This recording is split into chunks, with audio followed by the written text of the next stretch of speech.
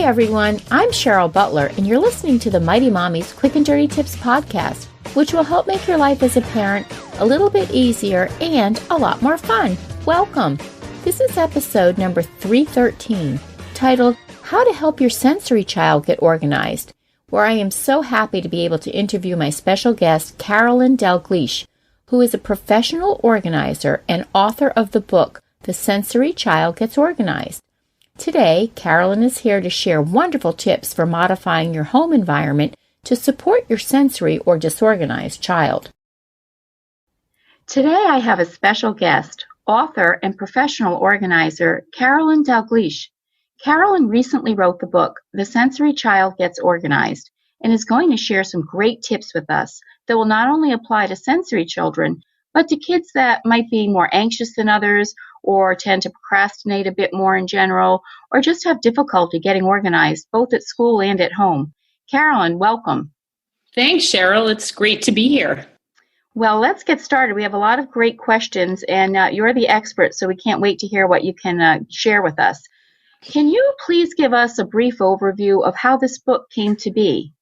Sure. I wrote the book, The Sensory Child Gets Organized, from two perspectives. I really wrote it from the perspective as the parent of a sensory child and my experience as a professional organizer. And I could see through my own child how hard he was working to navigate many overwhelming situations throughout his day, and that little things could become major stress points. And I really wanted to help fill that gap that I often saw between the essential clinical support that families were getting and the practical in-home solutions that I thought they were pretty desperate for. And, through my own personal experience, I knew that it was really hard for me to learn and understand my child's way of learning and experiencing the world. And through my organizing work with sensory families, I noticed that many parents, like me, really did not intuitively know how to create the structure and the routines that their rigid, anxious, or distracted kids really needed. So really, I kind of aim to show parents that the home environment can be modified to really support disorganized kids and help life run a little more smoothly, for the entire family. The book is titled The Sensory Child Gets Organized. So can you give us a definition of what a sensory child really is? Sure. I view sensory children as children who are easily overwhelmed and or distracted by kind of high levels of stimulation, sudden changes, and the behavior or the misreading of behavior that is coming at them from other people. So for many sensory kids, there can actually also be a challenge in the way they process and understand language and nonverbal cues. So this really adds a layer of strain to the way that they're processing information and the way that they communicate. So that's who I really wanted to focus on, was a very broad, sensitive profile. Okay, great. So basically, it's not just sensory children specifically that can benefit from your book. Who else can benefit from this book? Absolutely. There's really a number of profiles and diagnoses that in my book fall under the term sensory child. And that would be kids that are living with sensory processing disorder, ADHD, anxiety disorders, or autism spectrum disorders. And they often have similar core challenges, specifically rigid or inflexible, anxious, and distracted behaviors. So almost any child who exhibits rigid, anxious, or distracted behaviors, even if they don't have a specific diagnosis, or a child who has challenges around getting and staying organized, would benefit from the strategies in The Sensory Child Gets Organized. So really, to me, the takeaway is that the power of kind of sensory organizing, or a more specialized form of organizing, is that the same core tools of structure, routine, and visual aids really support all of these diagnoses and all of these challenging behaviors. Well, so what are your top 5 tips for getting sensory kids or kids that fall into these other categories that you just explained so beautifully? How do you get them organized for their school life? This is a great question, and I'm going to pull out my kind of top 5 tips based on the most common challenges I see for sensory kids and their families. And tip 1 is really working off a drop bin system. And this is around helping your child get what they need for school. And so you would get one big open bin and put it where things are getting dropped. And this would really hold everything that needs to go to school at some point during the week. So jackets, lunch boxes, backpacks, library books, permission forms, homework. As it gets remembered during the afternoon or the evening, it gets put in the drop bin, the child's drop bin. And at the end of the night, your child kind of has one pack-up session to help them organize what they need for school the next day. So that's tip number 1. Tip number 2 would be to create some sort of a mini book list for their locker or their cubby. So if your child has a hard time remembering what books to bring home, if you put a simple laminated book checklist in their locker or cubby, they can scan that quickly as they're packing their backpack at the end of the day. It gives them a visual prompt of sorts. Tip number 3 is to think about ways you can bring in a visual cue for them. This is that visual aid that is so important. So we want to think about ways we can provide that cue to help them remember something. For example, if you have a child who forgets to turn in their homework once they get to school, think about ways we can give them a visual tangible. And one cue is colored rubber bracelets. So have your child pick out a color that they associate with homework. And each morning at breakfast, they put on the rubber bracelet and say, turn in homework. And when they get to school and they touch or fiddle with or see this bracelet, they're going to hear turn in the homework in their head. And that's going to be a prompt for them, a visual cue. And when they get home, the bracelet comes off and is put on again the next morning to help build that habit. So those visual cues are really important. And tip 4 would be have a forget my homework plan. If you know, again, that remembering is hard for your child, expect that their homework is going to be forgotten and come up with a written game plan of what your options are when the homework gets forgotten. So think about people your child can call, online resources, a heads up email to teachers, etc. Kind of have a strategy, some options in place, laminate this plan and put this in the homework bin. So when your child realizes homework's been forgotten and they're getting dysregulated, you have a checklist to work through to solve the problem. And really, this is almost as an important tool as remembering homework, is knowing what to do when it's been forgotten. And tip number 5, falls under visual again, but works with time management. So let them see time. And this can be a very hard concept for many disorganized kids.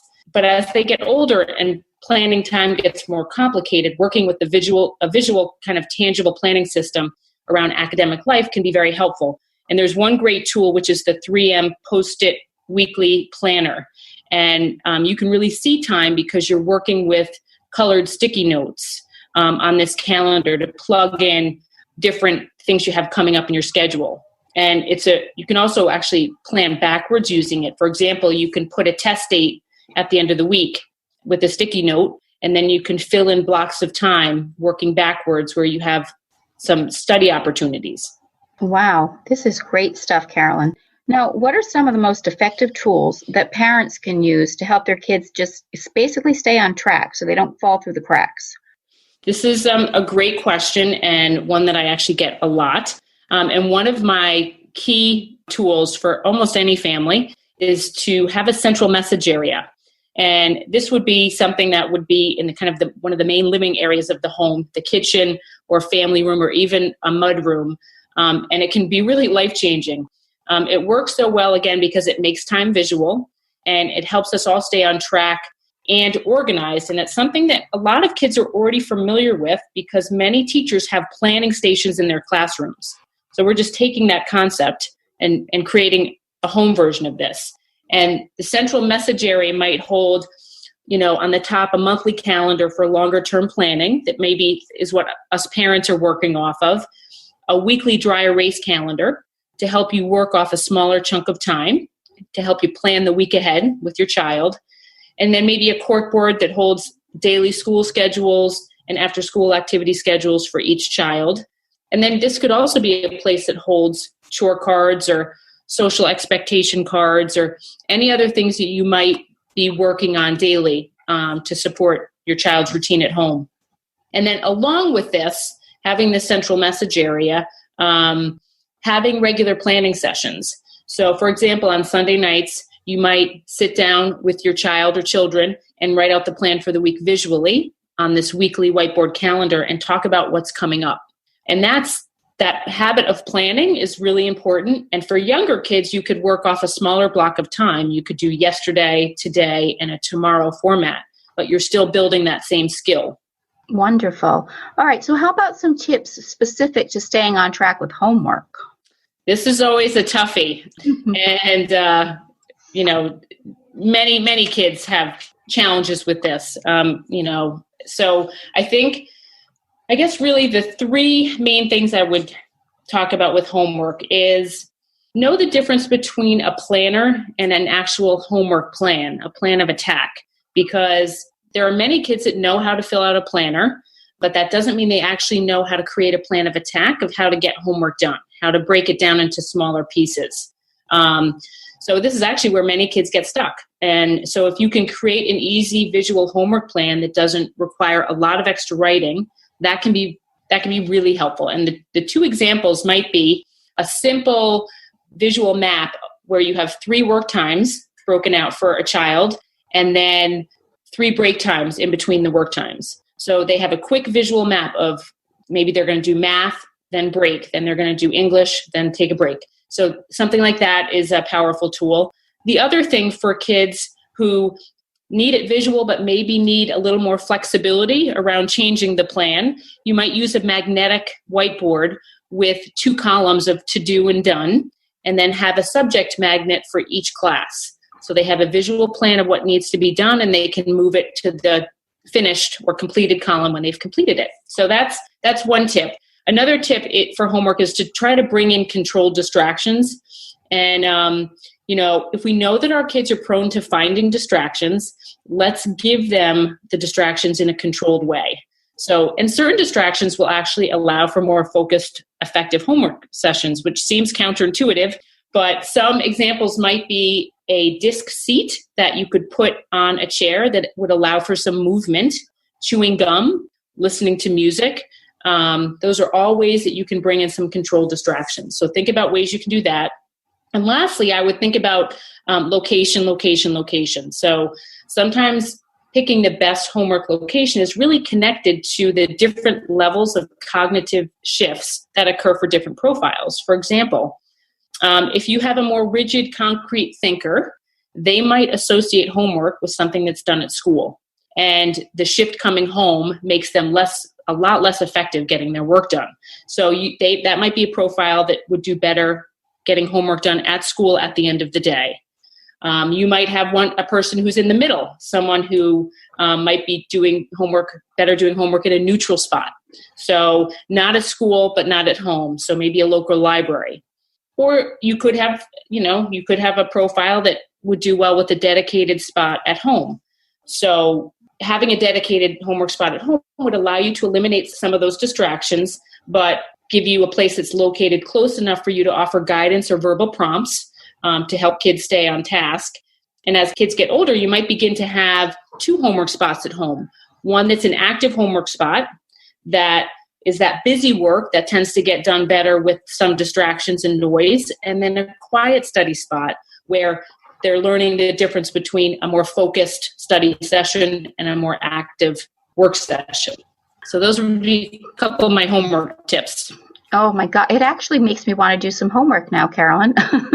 What is the best way that parents can support a sensory or an unorganized child? Just right off the bat, in general terms, what are some of your best advice on that for us? I would say number 1 is really try to meet them where they are without judgment. Nothing really is going to cause more stress than us constantly giving our kids the message that they're doing it wrong.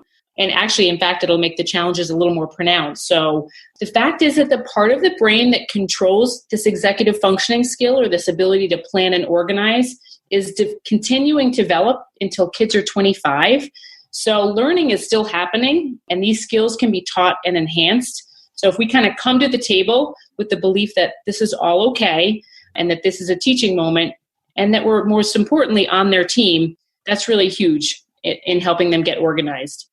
Number 2 would be really prioritize what needs to be remembered.